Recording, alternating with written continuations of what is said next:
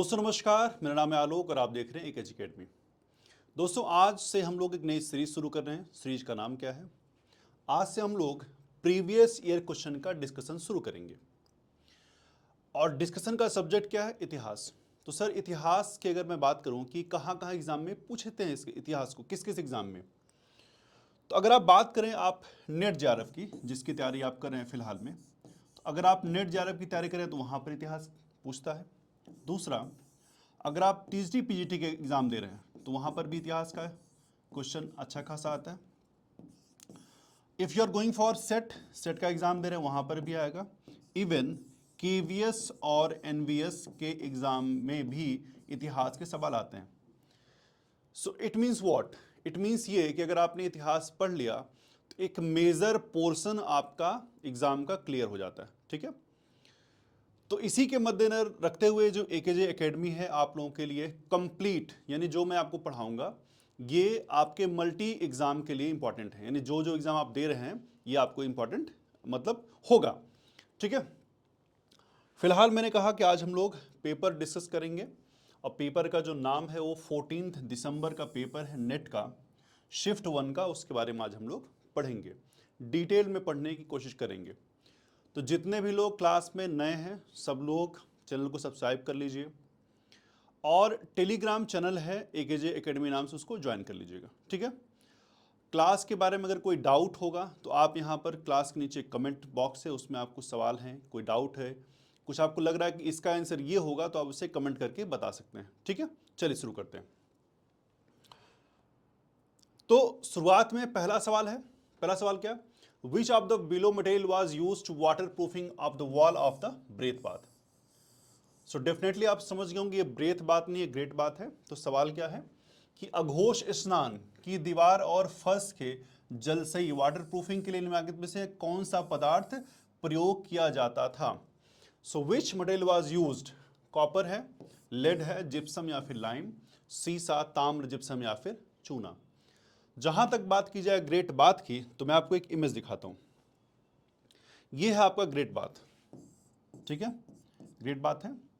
अगर आप यहां घूमने जाएंगे तो कुछ ऐसा बोर्ड वहां पे लगा आपको मिलेगा, इसके बारे में लिखा होगा। फिलहाल क्या है, तो यहां पर सवाल जो पूछा था कि भाई कौन सा ऐसा पदार्थ है जो वहां पे वाटर टाइट करने के लिए लगाया गया था। ठीक है, तो इसका ऑप्शन जो था वहां पे जिप्सम था। ठीक है, क्या ऑप्शन है यहाँ पे? जिप्सम। जिप्सम का यूज मोहनजोदड़ो के महानगर की दीवारों और फर्श को जलरोधी या वाटरप्रूफ बनाने के लिए करते थे। ठीक है, the makers use layer of gypsum plaster to coat the bricks helping to make the structure water tight. ठीक है, ये तो बात हो गई इसकी। जब आप इस बोर्ड को पढ़ेंगे तो यहां पे क्या लिखा हुआ है? This tank popularly known as a great bath. इसको क्या बोलते हैं? ग्रेट बाथ बोलते हैं। ये किस काम में आता था? It was use for ritual purposes, यानी जब कभी भी कोई पूजा पाठ हो, कोई प्रकार का जो रिचुअल हो, तब इसमें लोग आते होंगे नहाने के लिए और नहा के फिर अपना अपना रिचुअल को परफॉर्म करते होंगे। इसका जो मेजर है वो कितना है? इसका जो मेजर है 3923 फीट लंबाई की बात कर रहा है, और लंबाई चौड़ाई की बात हो रही है, और 8 फीट डीप की बात हो रही है। ठीक है, इसमें जब आगे आप बढ़ेंगे तो एक यहां पर लिखा हुआ है कि water tight a thin layer of bitumen. ठीक है, क्या लिखा हुआ है? बिटुमेन, यानी बिटुमेन एक ऐसा सब्सटेंस है जो वो लोग उस समय यूज करते थे। अगर ये ऑप्शन में होता बिटुमेन तो आपका बिटुमेन ही सही आंसर होता, बट मिलता जुलता जो शब्द है वो कौन सा है? जिप्सम है। सो दैट इसका आंसर जिप्सम ही राइट होगा। क्लियर बात है? चलिए आगे चलते हैं। विश्व में पहली औद्योगिक क्रांति के साथ संबंधित है। भाई कौन संबंधित है? Making of the stone tools, textile making, houses, house building, iron manufacturing, यानी कौन सा ऐसा है जिसको हम लोग कह सकते हैं कि औद्योगिक क्रांति है। क्रांति का मतलब समझते हैं? क्रांति का मतलब उस चीज के आने से सब कुछ बदल गया। ठीक है, इंडस्ट्रियल रेवोल्यूशन इंग्लैंड में आया, बहुत कुछ बदल गया। ठीक है, तो ऐसे यहां पे पहली जो क्रांति आई, पहली क्रांति कहां आई? तो भाई कौन सी है ये? प्रस्तर वाली क्रांति है या फिर कौन से? So as we know that, हम जानते हैं इस चीज को कि जो हमारा पत्थर है, जो हमारा प्रस्तर जिसको हम बोलते हैं, पाषाण भी उसको बोलते हैं, पाषाणों को के आने के बाद, पाषाण तो थे ही, लेकिन जैसे ही इसको मानवों ने समझना शुरू किया, दे गॉट टू नो कि वो चीजें हम लोग उसको कैसे अच्छे रूप में उसको डेवलप करके यूज कर सकते हैं। क्लियर? तो यहां पे क्या किया उन्होंने कि भाई जो हमारे these stones tools were essential for survival as they were used for, कहां का यूज होते थे? For hunt, cut meat and process plant. हर जगह स्टोन टूल यूज हो रहा है and they got to know कि इसको यूज कैसे करना है। तो क्रांति ही तो है, सबको मालूम चल गया उसमें कि लोगों को कैसे यूज करना है, तो क्रांति आई। इसका उत्तर क्या होगा? इसका उत्तर होगा प्रस्तर युग means the stone age is the right answer. Question number third, उस पुराण का नाम बताइए जिसमें भारत को भौगोलिक इकाई बताया गया। बताइए, पुराण में भी बताया जा रहा है भारत के नाम के बारे में और उसको भूगोल से उसको रिलेट किया जा रहा है। भूगोल से रिलेट करने का मतलब नदी का नाम है, पहाड़ का नाम है, उसके बारे में बताया जा रहा है। तो भैया कौन सा ऐसा पुराण है? Name the Purana that refers the Bharat as a geographical unit. Vayu Purana, Vishnu Purana, Bhagavata Purana and Padma Purana. So as right answer is Vishnu Puran. So in the Vishnu Puran it has said, क्या कहा गया है? That the land between the Himalayas and the Indian Ocean is called Bharatvarsh. यानी ऐसा जो हिमालय और हिंद महासागर के बीच स्थित भूमि के रूप में वर्णित है उसको हम लोग क्या बोलते हैं? भारतवर्ष कहते हैं। किस पुराण में है? विष्णु पुराण में। सोचिए, ठीक है ना। अब भाई पुराण क्या होते हैं? तो सर पुराण ये होते हैं कि पुराण हिंदू धर्म के प्राचीन ग्रंथ हैं जो देवताओं, सृष्टि धर्म और पौराणिक कथाओं के बारे में बताते हैं। ठीक है, और मेनली कितने पुराण हैं? There are 18 most important Puranas. नाम उनके यहाँ इस प्रकार से हैं, यहाँ पे लिखे गए हैं, आप पढ़ लीजिएगा, फिर भी कहेंगे तो मैं पढ़ दूंगा। So first one is Brahma Purana, then Padma Purana, Vishnu पुराण, शिव पुराण, भागवत पुराण, नारद पुराण, मार्कंडेय पुराण, अग्नि पुराण, ब्रह्म वैवर्त पुराण, लिंग पुराण, वाराह पुराण, स्कंद पुराण, वामन पुराण, फिर उसके बाद कौन सा है? कुर्म पुराण है, उसके बाद कौन सा है? Matsya Purana, then Garuda Purana, then Brahmanda Purana, then Vayu Purana. So these are the 18 most important Purana. Clear बात है? चलिए चलते हैं अगले सवाल की तरफ। So we are moving the next question. Next question, Lilavati गणित किसके द्वारा लिखी गई? Most important question.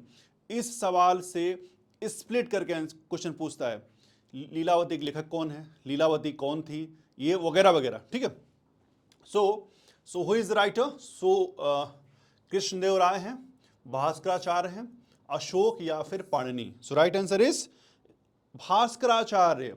Bhaskaracharya second, इनका ये टाइम पीरियड है जिनको हम लोग भास्कराचार्य सेकेंड भी कहते हैं, भास्कराचार्य भी कहते हैं। इनका जन्म महाराष्ट्र में हुआ था। लीलावती गणित उनके द्वारा लिखी गई एक गणित की किताब है। ठीक है, एक गणित की बुक है।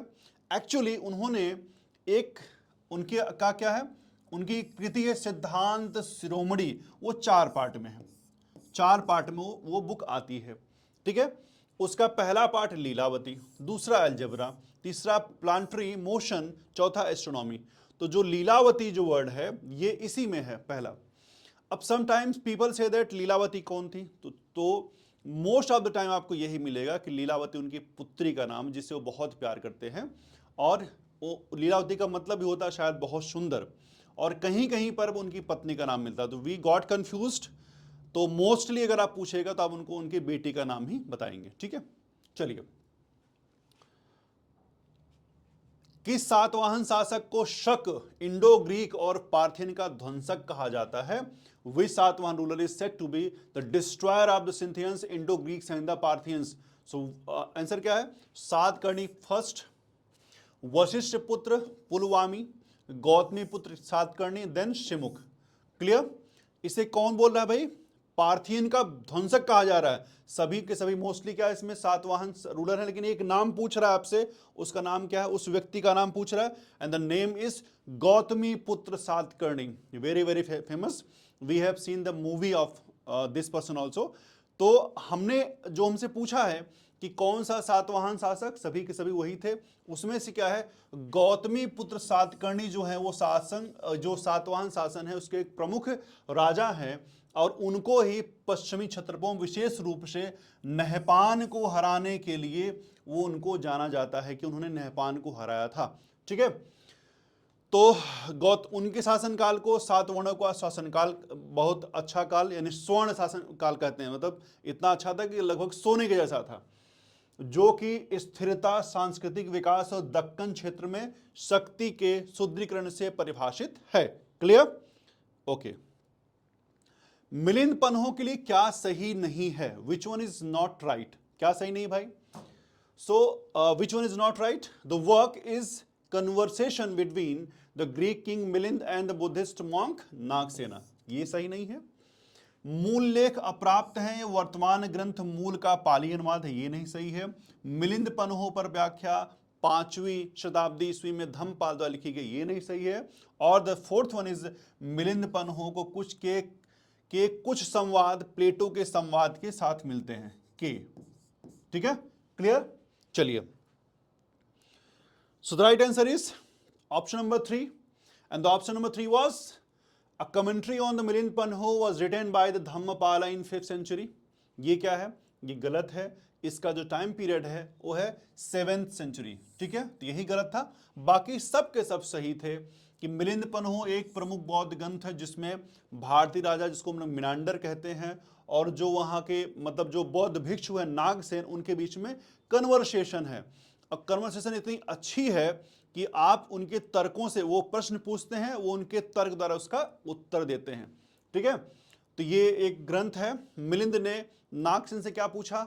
आत्मा के बारे में पूछा, व्हाट इज आत्मा, एंड देन पुनर्जन्म, कर्म एंड निर्माण जैसे विषयों पर प्रश्न पूछ, जिनका कि नागसेन ने तार्किक उत्तर दिया। क्योंकि उत्तर अगर तर्क के साथ होते हैं तो वो समझ में भी आते हैं, बिना तर्क के उत्तर 1 नंबर के क्या होते हैं? बेकार होते हैं, समझ में कम आते हैं। ठीक है, हालांकि हर सवाल का तर्क का उत्तर देना मुश्किल है। तृतीय संगम का अध्यक्ष कौन था जिसकी बैठक उत्तरी मदुरा में हुई थी? इतना इंपॉर्टेंट प्रश्न है संगम। ठीक है, एक बार संगम हो चुका है, पहला, दूसरा, तीसरा, जो भी संगम हुए, लेकिन सवाल क्या है? बार बार पूछा जाएगा। ठीक है, तो संगम के जो तीसरे अध्यक्ष थे वो कौन थे? तो भैया अगस्त थे, या फिर यूर थे, कपिलार थे, या फिर नक्किरार से। सो राइट आंसर इज नक्किरार। प्राचीन संगम क्या होता था? ये तमिलनाडु में साहित्यिक सभाएं होती थी, लोग बैठते थे, बातचीत होती थी पोएट्रीज के बारे में, भैया तुमने क्या लिखा, तुमने क्या लिखा, ये मेरा वाला है, ये मेरा वाला है। सो क्या है? सभा है। और उस सभा में क्या होता था कि वो लोग विद्वान पहुंचते थे, कवि विद्वान, और ये सब लोग वहां इकट्ठा होते थे। तो परंपरागत रूप से ये जो इनका टाइम पीरियड है 300 ईस्वी BC से 300 C के बीच का टाइम है। ठीक है, अब हर एक संगम, फिलहाल यहां संगम को क्या है? 3 प्रमुख संगम में उसको डिवाइड कर सकते हैं। 3 मीटिंग जो है मेनली हुई। ठीक है, हुई तो बहुत सारी, बट 3 जो है वो प्रमुख हैं। तो हर एक संगम का क्या होता था? एक अध्यक्ष था होता था। तो जो प्रथम संगम का केंद्र मदुरा, कहां पे था? मदुरा, और उसके अध्यक्ष थे ऋषि अगस्त या फिर अगत्यार। क्लियर? जो द्वितीय संगम हुआ उसका केंद्र था कपाटपुरम, इसके अध्यक्ष थे अल्वे। ठीक है, ये कपाटपुरम या अल्वे ये स्थान का नाम है, और जो अध्यक्ष थे ऋषि अगस्त थे, परंतु बाद में इसके अध्यक्ष था उनके शिष्य तोल कप्यार ने की। ठीक है, वेरी गुड। अब थर्ड संगम जिसके बारे में पूछा यहां पे, तो थर्ड संगम क्या है? The third Sangam was organized at north Madurai and its president was Nakkirar. So this is the right answer. Clear? Okay. Babur का पुत्र मिर्जा कामरान राव जैसी द्वारा हार गया। तो ये पूछे क्या है सवाल में कि वो जो राजा कहां के शासक थे? तो राजा कहां के थे भाई? उदयपुर के थे, जोधपुर के, बीकानेर या फिर जयपुर के थे। तो राइट आंसर इज बीकानेर। वो राजा कहां के थे? बीकानेर के थे। तो बाबर के 4 पुत्र थे। हम जानते हैं कि बाबर आए, बाहर से आए, वहां कहां पर रूल करते थे, ये आप लोग कमेंट करके बताएंगे। ठीक है, तो वहां से वो आए भाग करके। ठीक है, यहां पे आए जब, तो देखा उन्होंने, और उन्होंने कहा क्या किया? 1526 में पानीपत की पहली लड़ाई लड़ी, और उनके अपोजिट में कौन थे? इब्राहिम लोदी। इसके बारे में कहानी आप लोग जानते होंगे मोस्टली। तो लड़ाई लड़े, उसके बाद उनको हरा करके यहां पर मुगल साम्राज्य की नींव डाली। उनके 4 बेटे, क्या नाम उनका? हुमायूं, कामरान, अस्करी और हिंदाल। तो जो मिर्जा कामरान हैं उनको कौन हराता है? बीकानेर के राजा हराते हैं। और बाबर का टाइम पीरियड है ये, भारत में मुगल साम्राज्य के संस्थापक हैं। और पिता की तरफ से चगताई तुर्क और माता की तरफ से मंगोल, ठीक है, ये थे। चलिए, सार्वजनिक कल्याण के लिए मानव निर्मित उत्तम बावड़ी जल समूह क्या कहलाता है? So best man made bawdi construct for the public welfare is known as modern tal, Rani ki बाव, सरदार सरोवर या फिर सूरज कुंड। तो इसमें से कौन सा है? ठीक है, so right answer is what? Right answer is Rani ki Vav. ठीक है, रानी की बाव क्या? गुजरात के पाटन में एक प्रसिद्ध सीढ़ीदार कुआं है जिसे 11वीं सेंचुरी में रानी उदयमती ने अपने पति सोलंकी वंश के राजा थे, राजा भीमदेव प्रथम की स्मृति में बनवाया। नॉर्मली लोग जो राजा महाराजा होते थे वो क्या कोई इमारत बनवा दिया अपने हस्बैंड की याद में, जैसे ताजमहल बन गया याद में, तो ऐसे लोग बनवाते थे। ठीक है, फिलहाल यह स्थापत्य कला का एक अद्भुत उदाहरण है। ठीक है, अगर आप इमेज देखेंगे, मैं इमेज ला नहीं पाया हूं, तो ये 7 मंजिला है, ये 7 स्टोरी बिल्डिंग है और नीचे की तरफ है। ठीक है, और इसमें विष्णु के विभिन्न अवतारों की मूर्तियां उकेरी गई हैं। विष्णु के अलग अलग अवतार हैं, जितने भी अवतार सब उसमें हैं। और यह सिर्फ जल संरक्षण की नहीं है कि भाई क्या गए पानी पी ले, इसमें बहुत सारा कंस्ट्रक्शन है अलग टाइप के। सोचिए कि आप जाएंगे तो मंदिर का फीलिंग आएगा, पानी पीने जा रहे हैं बट फीलिंग कैसे आ रही है? मंदिर की, भक्ति की, भावना की। तो यूनेस्को ने क्या किया कि भाई ऐसा है कि हम इसको विश्व धरोहर मानते हैं, और 2014 में कहा कि नहीं, यू आर द विश्व धरोहर, आप इसके कैटेगरी में आते हो। ठीक है, चलिए नेक्स्ट क्वेश्चन, तिल तांदुल न्याय का अर्थ क्या है? चावल और शीशम को मिश्रित करना, पानी और चावल को मिलाना, देन चावल और गेहूं को मिलाना, and then mixing of water in the sugar. Which one is? एक तरफ से फिलॉसफी है। फिलॉसफी का मतलब क्या है कि यह दर्शाने के लिए होता है कि दो अलग अलग चीजें अगर हैं, दो अलग चीजें क्या हैं? तिल का अर्थ तिल से है और तांडुल का मतलब चावल से है। ठीक है, तो जब तिल और चावल को हम क्या करते हैं? मिलाते हैं, फिर भी अगर हम चाहें तो उनको अलग अलग रूप से हम उनको अलग कर, तिल को मिलाइए, चावल को मिलाइए, आप उनको चाहें तो अलग अलग रूप में आप उसको हटा सकते हैं, यानी संयुक्त होने के बावजूद वो अपनी व्यक्तिगत पहचान बनाए रखते हैं। इसका मतलब यही है। सो ऑप्शन नंबर 1 है चावल और शीशम को मिलाना। ठीक है, वेरी गुड। जयदेव महाकवि किसके दरबार में? जयदेव तो लगता है नेट जे का फेवरेट प्रश्न है, हर बार आ ही जाता है, इस बार भी कुछ आया है। फिलहाल पल्लव बंगाल का सेन शासक, राजपाल चोल उड़ीसा का सोमवंशी। तो इसके आंसर क्या हो गए? ये कौन से हैं? Pallava, Sena rulers of Bengal, Raja Chola and then Somavanshis of Orissa. Clear? So answer is Bengal के क्या है? सेन शासक। जयदेव जो महाकवि थे, एक प्रमुख मध्यकालीन कवि थे जो अपने काम गीत गोविंद के लिए जानते हैं हम लोग। गीत गोविंद लिखा उन्होंने, ठीक है, और काफी फेमस है ये। और ये उस समय की साहित्यिक रचना थी और बहुत ज्यादा इसके ऊपर उनको प्रसिद्धि भी मिली। ठीक है, तो वे सेन राजवंश से जुड़े थे और जिन्होंने बंगाल पर 11 सेंचुरी से 12 सेंचुरी के बीच में शासन किया। अब इस राजवंश की स्थापना किसने की? विजय सेन ने की। और इसके जो अंतिम शासक थे, जो प्रमुख शासक थे, अंतिम प्रमुख शासक, उनका नाम क्या है? लक्ष्मण सेन। लक्ष्मण सेन के दरबार में रहते थे। पूछा क्या है? सेन वंश, तो इसका सेन वंश हो गया। अब पर्टिकुलरली पूछा कौन सेन भाई, नाम बताओ उनका, तो लक्ष्मण सेन इसका उत्तर हो जाता। क्लियर? चलिए, महावन किसके पास स्थित है?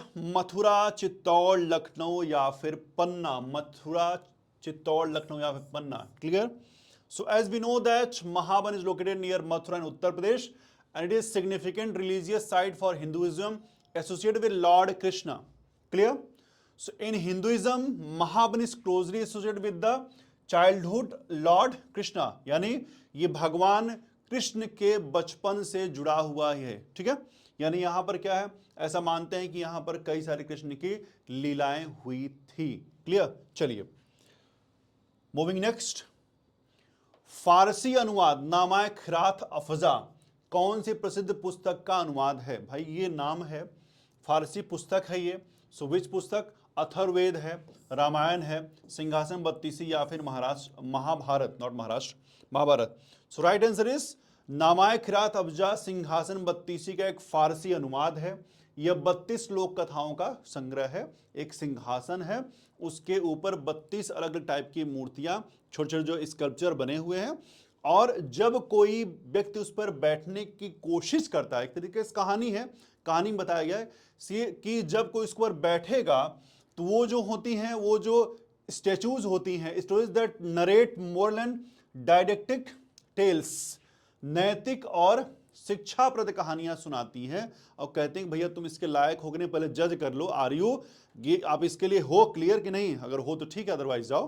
तो अलग अलग 32 प्रकार की कहानियां। तो एक है साहब अब्दुल कादिर बदायूनी, इन्होंने मुगल सम्राट अकबर के लिए कहानियों का फारसी में अनुवाद किया, जिसे नामाए खिरात अफजा या ज्ञानवर्धक पुस्तक कहा जाता है। ठीक है, वेरी गुड। किस गुरु ने चांदी चरित्र में यह उल्लेख किया कि पुरा काल में ईश्वर ने दुर्गा को बुरा करने वालों का अंत करने के लिए भेजा था और अब यह कार्य उनको सौंप दिया गया है? कौन भाई? सो गुरु अर्जुन दास, गुरु गोविंद सिंह, गुरु तेग बहादुर या गुरु हरगोविंद? सो इसका आंसर क्या होगा? वेरी गुड, राइट आंसर, आप लोग सही सोच रहे हैं। इसका आंसर होगा गुरु गोविंद सिंह। तो सिखों के 10वें गुरु थे, तो इनको ही कहा भाई चंडी चरित्र आपने लिखा है और ये उनके 10वें ग्रंथ का हिस्सा भी है। तो उन्होंने क्या कहा कि भाई जैसे दुर्गा जी की जो कहानी का इस्तेमाल क्या है, उन्होंने अपने लिए किया। मीन्स जैसे हम जानते हैं दुर्गा माता क्या करती हैं, दुर्गा माता वध करती हैं, महिषासुर मर्दिनी, ठीक है, वध करती हैं। तो ये क्या है, जिस प्रकार से देवी दुर्गा को बुराई को मिटाने का कर्तव्य सौंपा गया था, उसी तरह उन्हें भी अत्याचार के खिलाफ लड़ने के लिए भेजा गया है। Clear, very good. Dara Shikoh को पकड़कर और उससे औरंगजेब के पास भेजने वाला विश्वासघाती कौन था?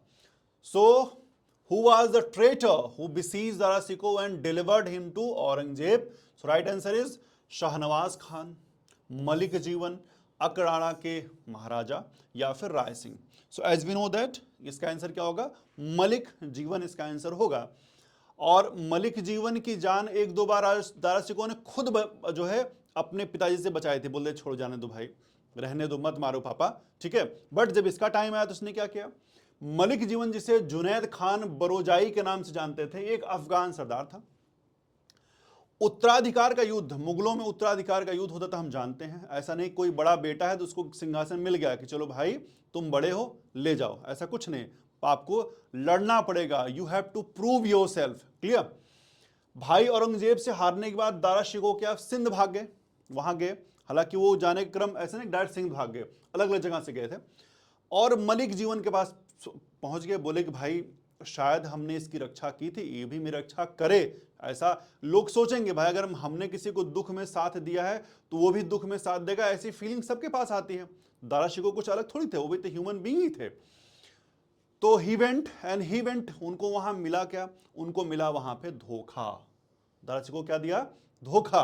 उन्होंने क्या किया? औरंगजेब के लोगों को फोन किया कि भाई आओ, पकड़ लिया है, आओ ले जाओ पकड़ के। तुरंत फोन पहुंच गए लोग, और फिर दारा शिकोह को क्या किया? पकड़ लिया और औरंगजेब को सौंप दिया।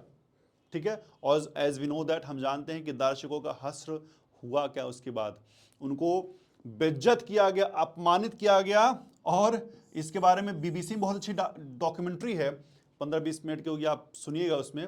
तो उनको दिल्ली की सड़कों पर घुमाया गया, और हाथी उनका ऐसा था कि एकदम कैसे कहा जाए कि उसको लगता है कि 200 साल से खाना ही नहीं मिला। ठीक है, फिलहाल। लेकिन मलिक जीवन को भी उसके पहले तो पुरस्कार मिला, फिर विश्वासघात का उसको मिला परिणाम, उसकी भी हत्या की गई। चलिए, चौथ के बारे में निम्नलिखित में से क्या गलत है? गलत क्या है भाई? तो पहला क्या है? सर्वप्रथम 17वीं सेंचुरी के उत्तरार्ध में शिवाजी ने इस पर बल दिया था, ये वाला गलत है। या पेशवा बालाजी विश्वनाथ दक्कन के सूबों से चौथ की मांग करने वाले प्रथम मराठा थे, ये गलत है। एमजी रांडे के अनुसार मराठाओं पर राज्य के लिए सशक्त सुरक्षा प्रदान करने का आरोप था, यह गलत है। या जीएस सरदेसाई ने चौथ की तुलना अनुषंगी का क्या मतलब होता है?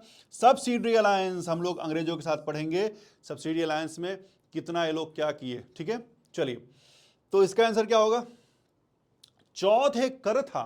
चौथ क्या है? कर था। मराठा उन क्षेत्रों से लगाते थे जो उनके डायरेक्ट कंट्रोल में नहीं थे। जैसे मान लीजिए ये मेरा रूम है, ये सब कुछ मेरे डायरेक्ट कंट्रोल में है, मैं इनसे भाई साहब तुम भी कर दो, भाई तुम भी कर दो, ले सकता हूं।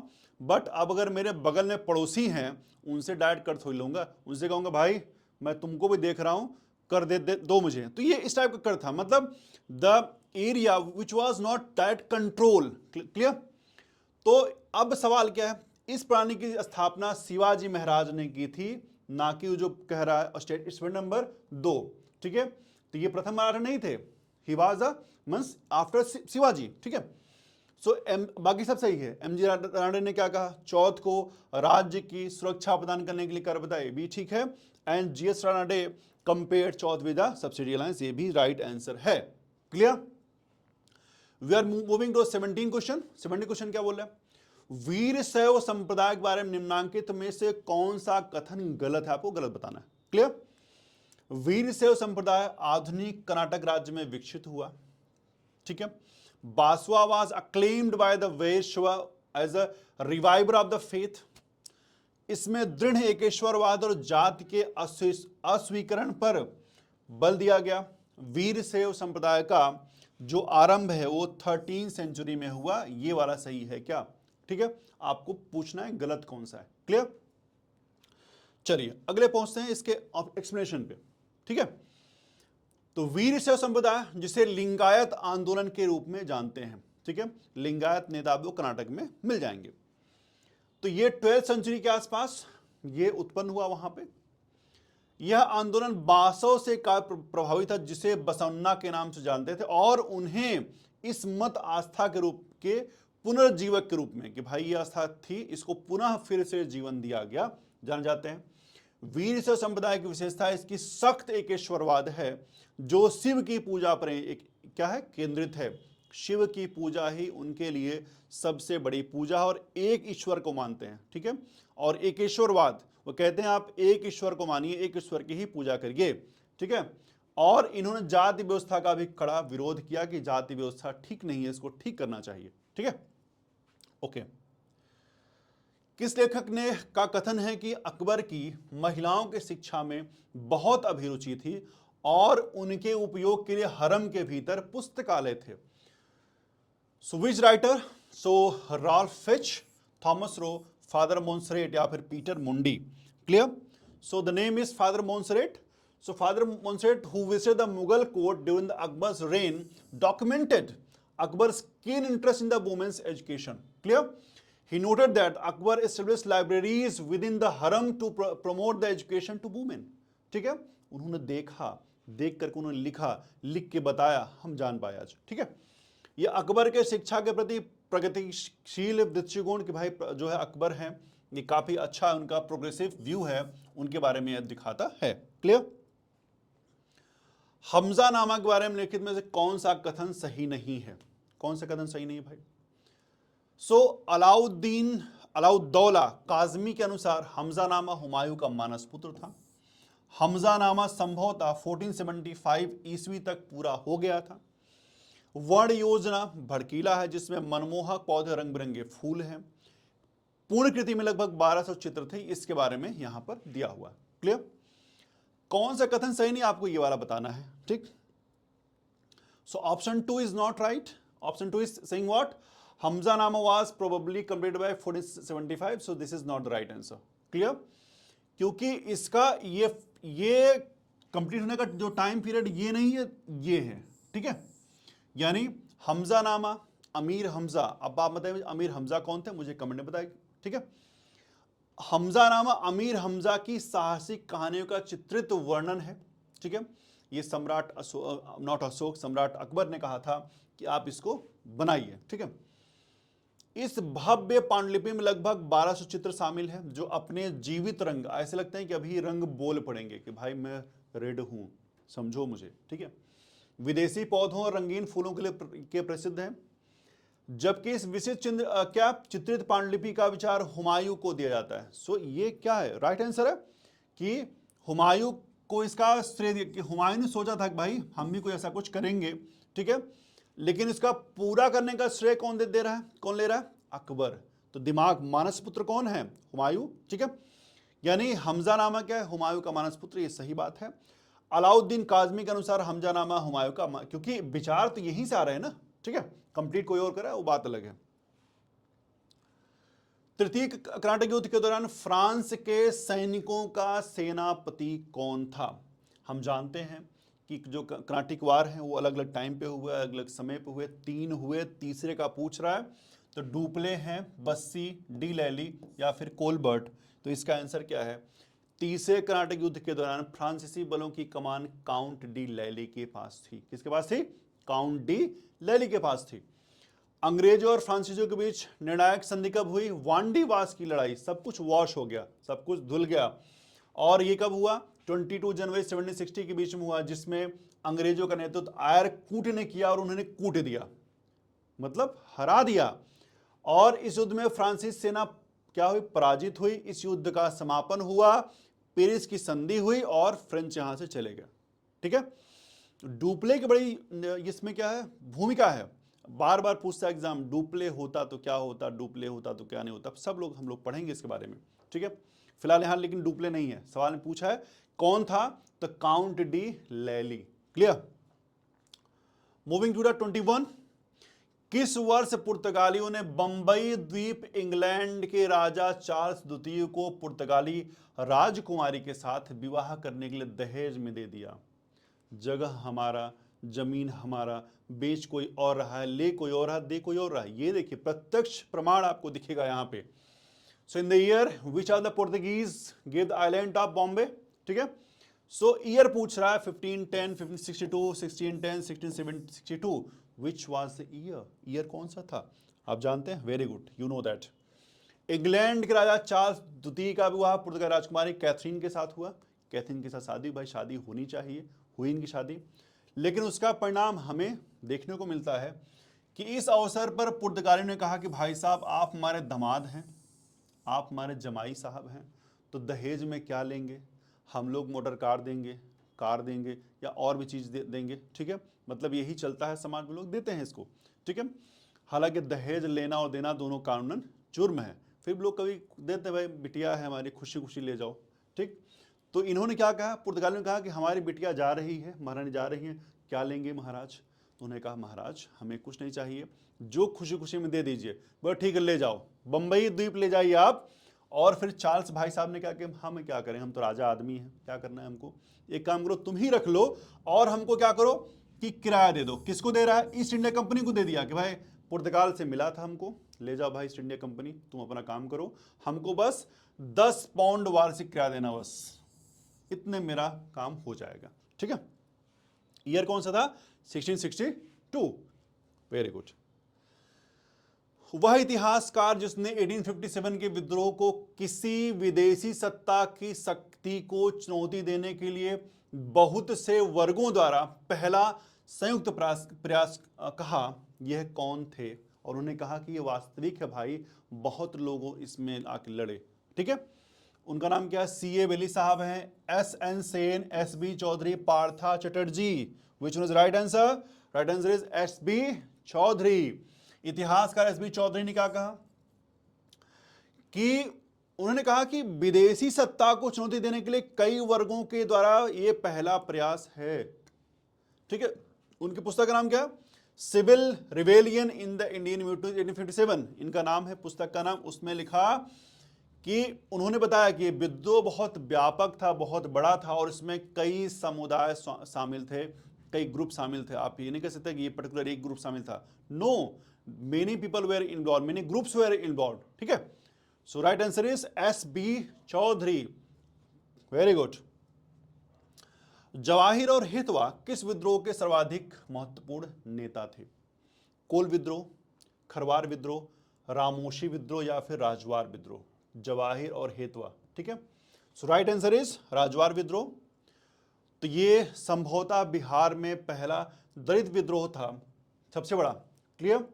1857 में शुरू हुआ और लगभग 1867 तक ये चला। यह संघर्ष गया जिले के नवादा और नालंदा की पहाड़ियों में लड़ा गया और एक समय में रजवारों ने इस क्षेत्र में अंग्रेजों को मिटाने के भी में सफलता कि भाई हटा दिया था उन्होंने एक समय। लेकिन हम जानते हैं अंग्रेज फाइट बैक करते थे और रजौली इनका क्या है, मुख्य केंद्र था।